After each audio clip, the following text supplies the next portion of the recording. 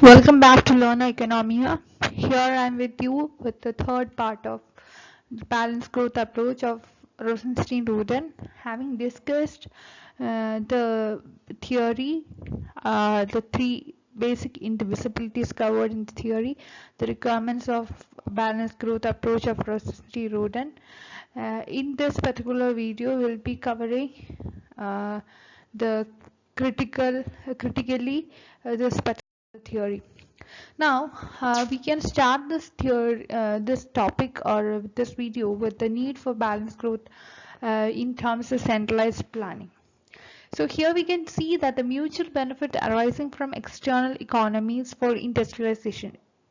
This cannot be included in the cost calculations of entrepreneurs to the fullest possible extent without recourse to some sort of centralized balanced growth planning. This is because of a number of reasons.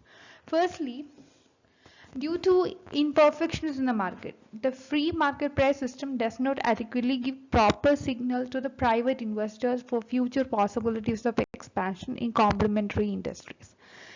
Secondly, in developing countries, due to imperfections of knowledge, risk, uncertainties, etc., the response of a private entrepreneurs to any given price signal is quite imperfect and unsatisfactory. Thus, due to the failure to take advantage of external economies to fullest extent, investment which may be profitable in terms of social marginal product, social marginal net product or net social marginal product, this would remain unprofitable in terms of private marginal net product or private marginal product. In this view, therefore, there is a need for an integrated investment scheme which is to be carried out in complementary industries. The best way to do that would be to carry out the investment program under the direction of some centralized planning authority. That means here comes the role of government in making investment in a coordinated manner for the expansion of the economy. Because an individual entrepreneur in a developing country cannot hope to have all the necessary data with the centralized planning authority. And the crash program of investment envisaged by big push theory cannot be its very nature be made just at random. It has to take into consideration various balances. It can be horizontal balance or vertical balance. So this is actually not something possible for an individual to carry out. As a result, the need for a centralized planning is also recommended by the propounder of the theory. Only then could the achievement of self-generating, cumulative and harmonious growth for the economy would be achievable. For this, what is necessary is a unified decision-making process.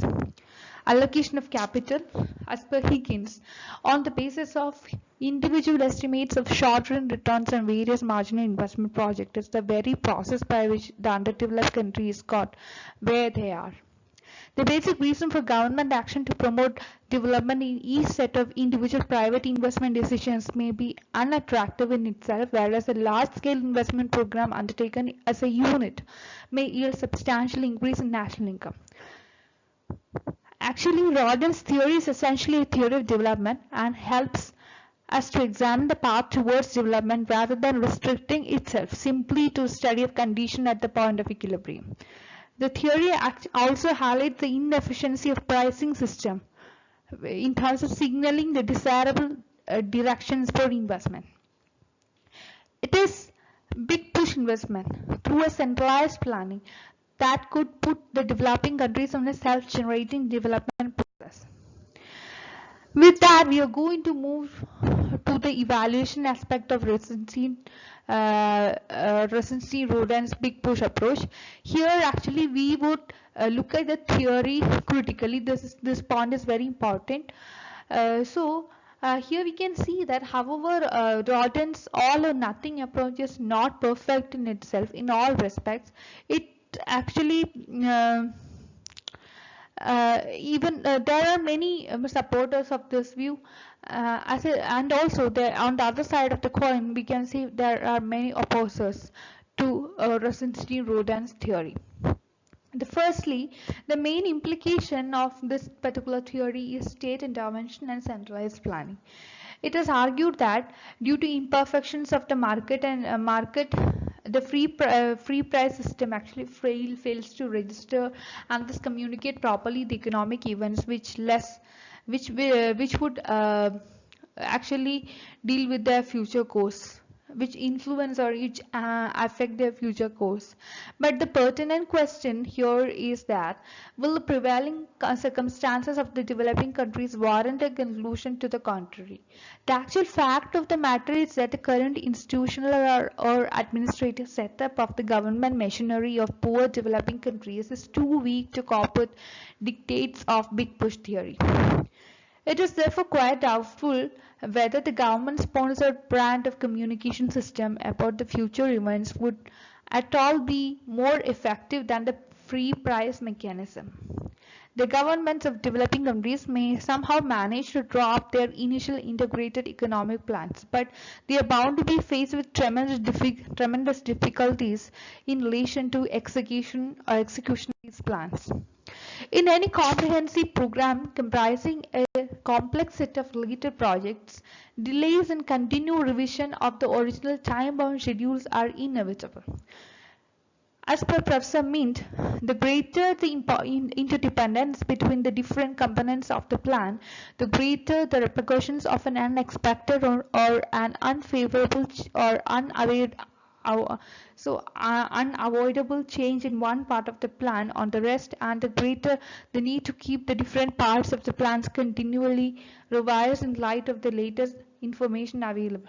So here we won't be able to make predictions regarding the plans regarding future, because the future is uncertain.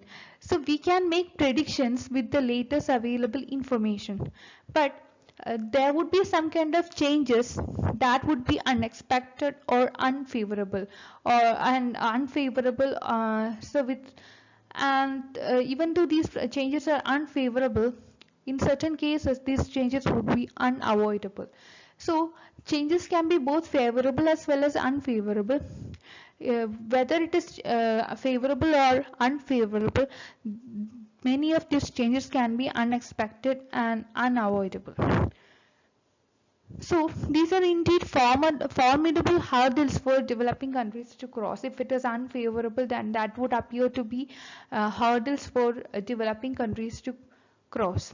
Besides, on the account of poor and incompetent institutional setups of the developing countries, there is bound to be insufficient knowledge about the local conditions and inefficient feedback of vital local knowledge from different parts of the country to achieve a centralized planning machinery.